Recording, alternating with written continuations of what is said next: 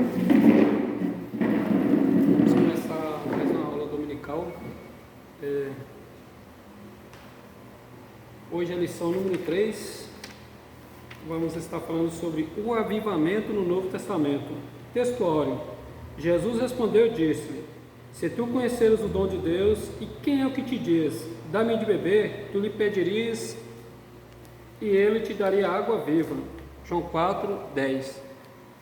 É quando a samaritana pediu a Jesus água, estava esperando para pegar água, né? E Jesus disse: se você soubesse quem era eu, você pediria água, eu te daria água viva. E não esperava água do poço, né? Igual eu estava esperando.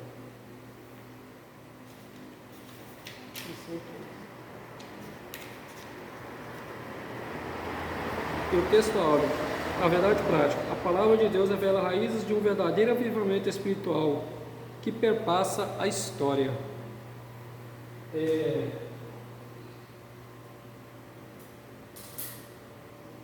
Pastora, o que eu tenho nesse copo?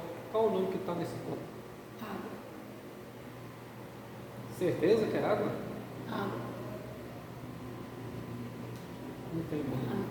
Não sei. O que quer dizer? Isso aqui quer dizer o seguinte, que a língua tem poder. A senhora falou água.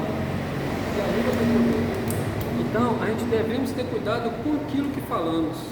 O que falamos pode ser contra a gente, a favor da gente, pode matar e também pode dar vida. Então devemos ter muito cuidado. Assim é as coisas de Deus. A língua tem poder para a morte e para a vida. Vai depender do que profetizamos, do que falamos. Através dele conquistamos ou também muitas vezes amaldiçoamos a nós mesmos. Algum propósito, alguma coisa que Deus queira através de nós. O senhor tinha que ter posto o copo, era assim, carreado. O senhor colocou esse atrás dos outros que tinham água. Aí eu vi os outros com água. Agora vou fazer outro esquema aqui. Dizemos aqui que esse aqui é um vaso, é um corpo. Ele está vazio. Se ele está vazio, esse corpo pode entrar todo tipo de maldade. Pode entrar prostituição, pode entrar pensamento ruim, avareza, pode entrar inveja, doença, entre muitas outras coisas ruins pode entrar nele. E Deus vai habitar aqui? Não vai, porque está vazio. Se ele está vazio, quer dizer que ele está cheio de coisas que não agradam a Deus, está muito cheio de coisas. Então, ele está vazio, Deus não vai habitar nesse corpo. Agora, olha o que acontece. Digamos, esse vaso está vazio. Aí vem o Espírito Santo de Deus e vai e preenche ele. Por quê? Porque esse corpo está vazio, mas está com um pensamento bom. Está procurando as coisas de Deus, procurando satisfazer cada vez mais a vontade que Deus requer. Então o que acontece? Deus vai habitar nele, que ele deu lugar para o Espírito Santo. Ou seja, o desejo primitivo dos apóstolos trouxe esse poder também, né? Trouxe esse poder. Pedro. E a água também é vida. Pastor. Estou tomando, pastor.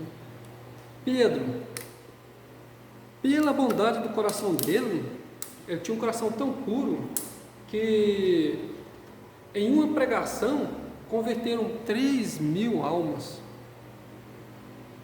Isso que é o poder.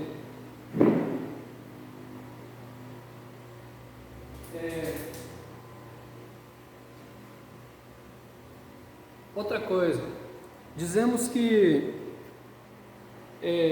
tem uma faca qualquer, está na mão de uma cozinheira. Aí, essa faca vai ser para o bem ou para o mal? Será que vai ser para o bem ou para o mal, pastor?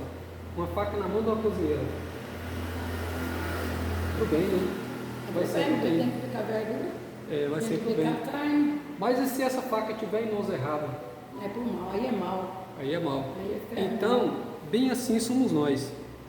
Isso quer dizer o seguinte, dizemos aqui, a gente podemos ser um vaso ruim ou um vaso bom. A gente é que decide, a gente tem livre-arbítrio, a gente tem essa escolha. O apóstolo Paulo, por exemplo, o apóstolo Paulo, eu e você, somos um vaso. Nós podemos ser ruins se quisermos, podemos ser bons se quisermos. O apóstolo Paulo, por exemplo, escreveu 13 cartas, todas para o bem. Porque ele viu maldade em algumas igrejas. Aí o que aconteceu? Ele ia lá, escrevia a carta e falava, isso aqui não está certo. Vamos partir por esse lado, Deus vai agradar de vocês. Vamos preencher mais o Espírito Santo, desse jeito o Espírito Santo não vai habitar. E assim foi. Quer dizer que a gente só é ruim se querer, se não querer é bom. É Deus que coloca na gente. E a gente que tem esse livre-arbítrio. A gente que tem que dar lugar, esse lugar. Quando damos lugar, o Espírito Santo habita. Aí a gente ficamos bons, sabemos fazer caridade e pensar no próximo. Pode falar um pouquinho? Não. Pode falar. A gente só é mal quando a gente quer e quando a gente decide ser mal. A gente tem que ter atitude de ser bem, de ser bom. Muitas vezes a gente tem que debater com alguém lá do lado do mal, porque a gente não é mal, a gente é bem. É verdade. Agora vamos falar sobre leitura bíblica em classe. João 4, 7 a 15. Veio uma mulher de Samaria tirar água. Disse-lhe Jesus, dá-me de beber. Porque os seus discípulos tinham ido à cidade comprar comida. Disse-lhe, pois, a mulher samaritana, como, sendo tu judeu, me pedes de beber a mim, que sou mulher samaritana? Porque os judeus não se comunicam com os samaritanos? Jesus respondeu e disse-lhe, se tu conheceras o dom de Deus, e quem é o que te diz, dá-me de beber, tu lhe pedirias, e ele te daria água viva. O 11, disse-lhe a mulher, Senhor, tu não tens com que atirar, e o poço é fundo, onde, pois, tens a água viva? Continue, pastor. Aqui. 12 em diante. Tem com que tirar, o poço é fundo, onde, pois, tem água viva. Tu maior do que Jacó, e o nosso Pai, que é nosso Deus, o poço bebido, e ele é próprio, dele os seus filhos e o seu gado. Jesus respondeu e disse, qualquer que beber desta água, tornará ter sede, mas qualquer que a água que eu lhe der, nunca terá sede, porque a água que eu lhe der se fará nela uma fonte de água e jorra para a vida eterna. Disse-lhe a mulher, Senhor, dá-me desta água, para que não mais tenha sede, e não venha aqui tirá-lo. Amém. Comentário, introdução. Nesta lição, temos um panorama geral a respeito do avivamento do Novo Testamento. Estudaremos o avivamento trazido por Cristo mediante aos homens, comissionados por Ele, para proclamar a mensagem de boas novas para Israel e o mundo. Desse modo, nosso Senhor trouxe a mais poderosa mensagem que os homens ouviram, a mensagem do reino de Deus. Os apóstolos do Senhor transmitiram essa gloriosa mensagem por meio de epístolas e livros. O avivamento.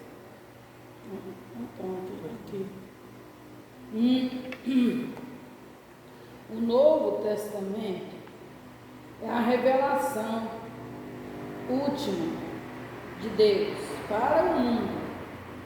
Abordamos primeiramente avivamento em João, pois sua mensagem é mais objetiva da parte de Cristo para uma missão gloriosa entre os homens.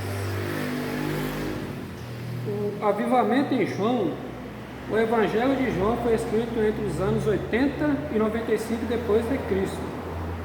Sua abordagem difere dos outros 3 evangelistas, daí não considerarmos esse evangelho um livro sinótico.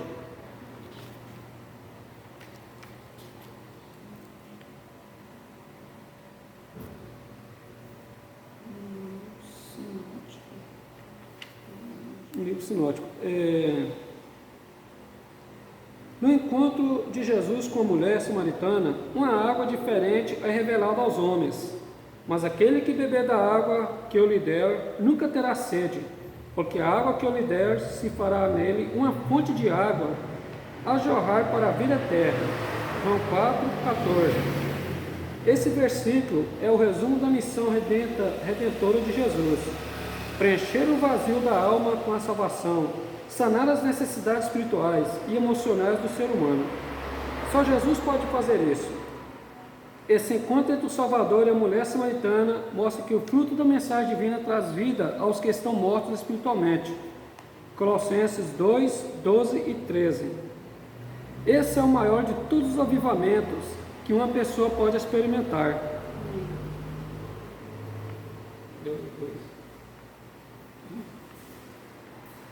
O avivamento em Mateus e o Evangelho de Mateus foi escrito cerca de 60, eu não sei falar isso aqui. 60 anos depois de Cristo. 60 anos depois de Cristo. E considerado o Evangelho Reino ou o Evangelho do Reino, as expressões reino do céu, reino ou reino de Deus, aparecem mais de 30 vezes no texto ou apróstico primário de Mateus, revelar a judeus, depois ao mundo, que Jesus e o Messias prometido no Antigo Testamento por meio dos profetas. Assim Mateus revela oral avisamento que o mundo poderá vivenciar. Mateus 4, 13 e 17, 3. O avivamento em Marcos. No Evangelho de Marcos, Jesus é apresentado como servo em 3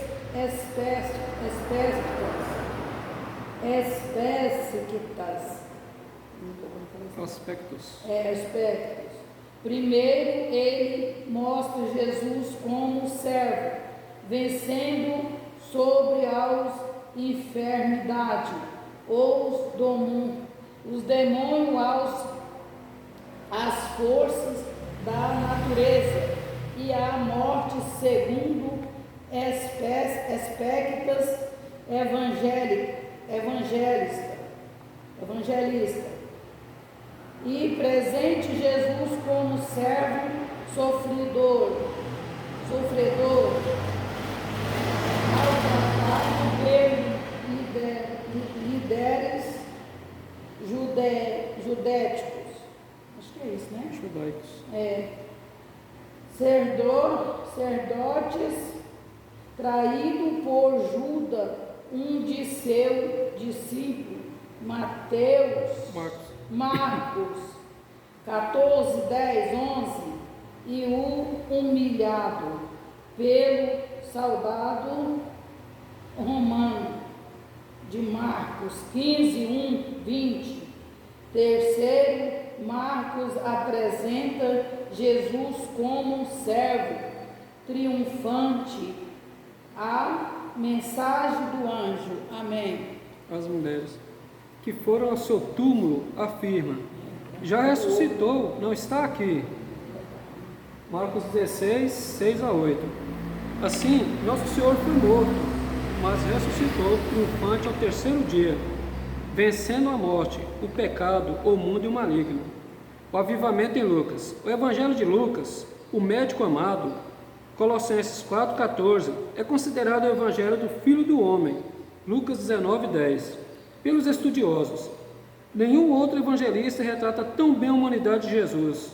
Lucas registra o nascimento singular do Salvador, Lucas 2, 1 a 7, bem como a mensagem dos anjos aos pastores, Lucas 2, 10 a 14. Um novo tempo que chegava para Israel e o mundo, era o avivamento enviado dos céus. O 2, pastor. Aqui, né? E a mensagem do livro de Atos transcende a história da igreja primitiva, e ela mostra que o Evangelho ultrapassou as fronteiras de Israel, chegando aos gentios de maneira impactante, avivada. Amém. Amém. O avivamento na igreja primitiva. No primeiro capítulo de Atos, o evangelista registra as palavras de Jesus, quando nosso Senhor disse aos apóstolos em sua despedida: vós sereis batizados com o Espírito Santo, não muito depois destes dias. Atos 1, 5. O cumprimento dessa promessa na vida da igreja seria o maior avivamento ocorrido na história. A descida do Espírito Santo. Não. Na outra folha. Aqui. A descida do Espírito Santo. A descida do Espírito Santo é batismo no Espírito Santo, registrado em Atos 2 e cumprimentos da promessa de Deus feita em 8:3:5. Aqui eu não dou como falar não. Comecei a falar antes. Quando é antes, quando é depois. O vento trouxe 835 de Cristo. O vento trouxe um avivamento espiritual no nascimento da igreja, antes de chegada do Espírito Santo. Nosso Senhor reuniu os discípulos e deu-lhe a grande comissão. Marcos 16, 15 e 18. Dias depois receberam o cumprimento da gloriosa promessa, quando foram cheios do Espírito Santo. 2:1-3, para executar a grande comissão para pregar o Evangelho e preciso receber o avivamento que vem do alto.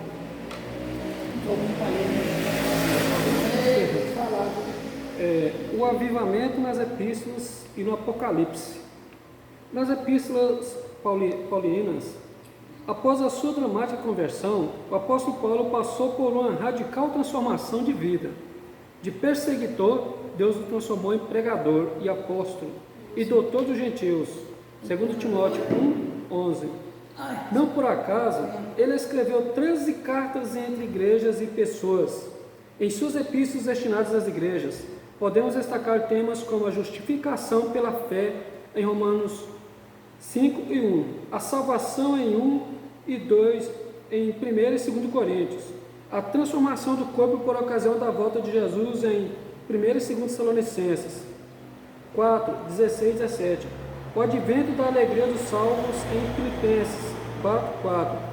Todavia, especialmente, vale destacar o apelo do apóstolo aos Efésios, mas enchei-vos do Espírito, Efésios 5, 18. Esse apelo continua a ecoar atualmente. O 2, pastor. O 2? Aqui, ó.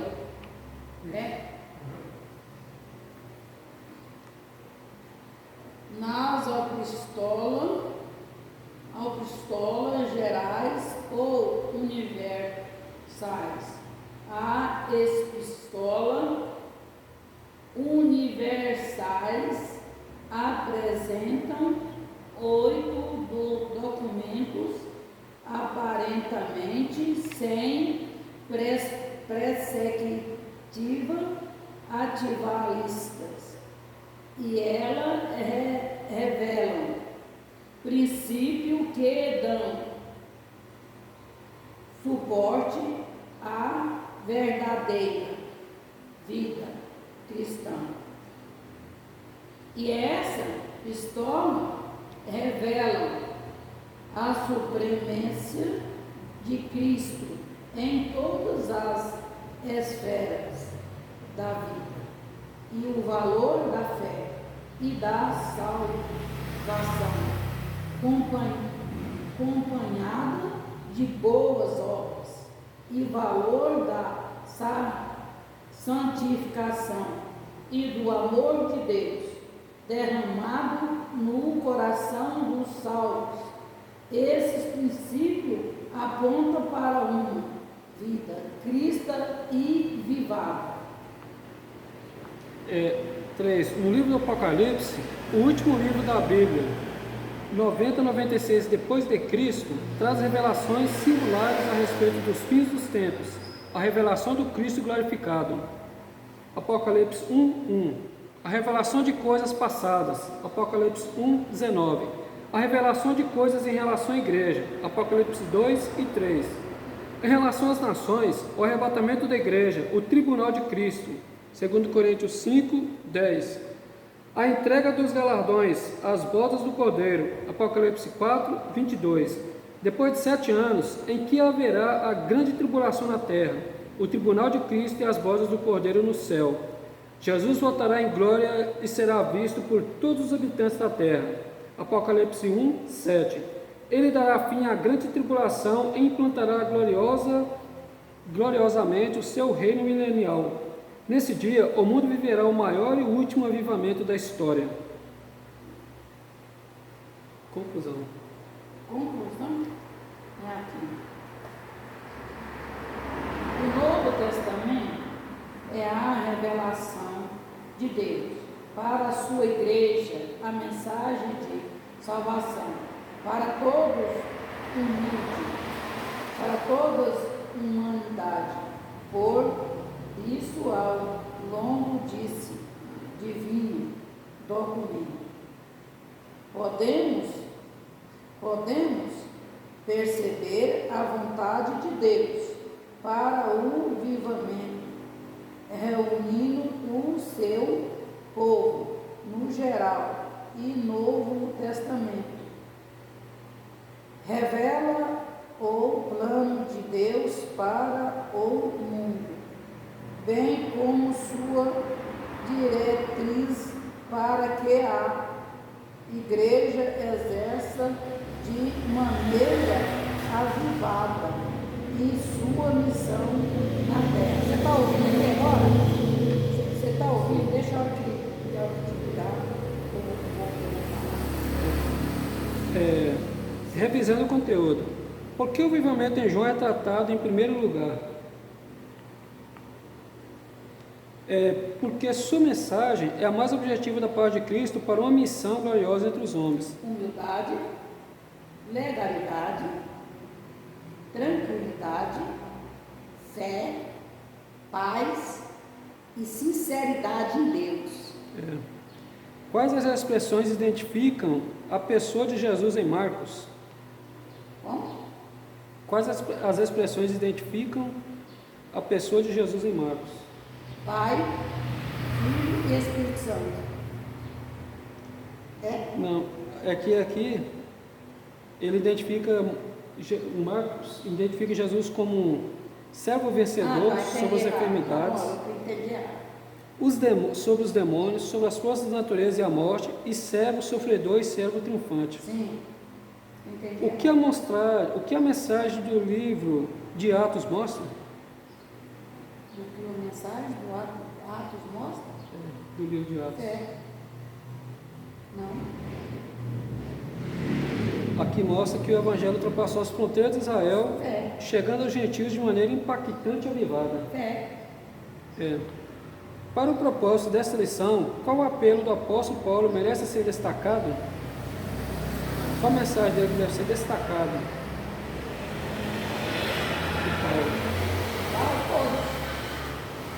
Mas uma delas é aqui, ó. Bora destacar. Mas uma delas é escolhida?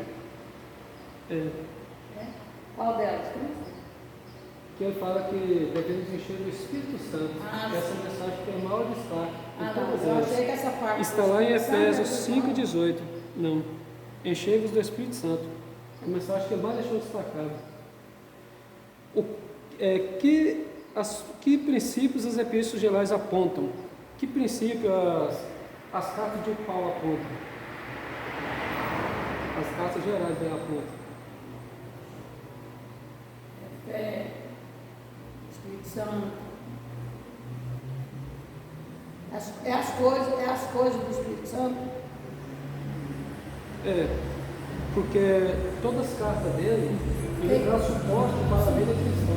Porque desde a hora que ele fala aí que a gente tem que ser cheio do Espírito Santo, então as cartas dele é a resposta do Espírito Santo. Vem tudo do Espírito Santo. Tudo que tem no Espírito Santo. Ele dá suporte para a verdadeira vida cristã. Porque onde ele escreveu, nos locais onde ele escreveu, ainda faltava o povo esvaziar mais para que Deus habitasse o Espírito Santo. Porque ele foi escrever na carta, vocês têm que fazer assim, tem que fazer assim, ele foi explicando. Aí eles foram esvaziando para Deus preencher aquele vazio. Ele tinha muita fé, né? Ele é o homem que explicava sobre a fé. E o que é a fé? Espírito Santo. E a fé é o que. Agora eu vou fazer uma pergunta, irmão, ver se é o que eu sei. O que significa a fé? A fé é aquilo que a pessoa não vê, mas acredita. É crer. Justo. Isso é a fé. É o que a gente nunca vê e a gente acredita, chama fé. É isso mesmo. Então, agradeço a Deus por mais uma aula vencida. E até a próxima, se Deus quiser. Curte aí se vocês gostaram. Deus abençoe. Deus que abençoe todos. Deus abençoe.